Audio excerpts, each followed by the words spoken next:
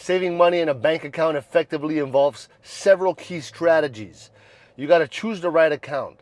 Select a savings account that offers a competitive interest rate and low or no fees.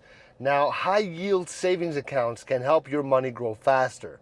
So set clear savings goals.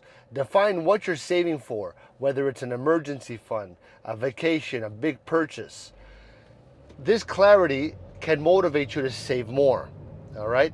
Now, automate your savings, okay? So basically, you got to set up automatic transfers from your checking account to your savings account. Automating savings ensures that you consistently set aside money without having to really think about it. All right? Now, also, you got to track your expenses. All right? Monitor your spending to identify areas where you can cut back. Use budgeting, budgeting tools actually to help, or apps to help you manage your finances better. All right? Now, limit withdrawals. Try to limit the amount of withdrawals from your savings accounts. Now, keeping money untouched allows it to grow through interest. All right? Take advantage of some bonuses too, Some banks offer sign-up bonuses for new savings accounts. So look for these opportunities to boost your initial savings.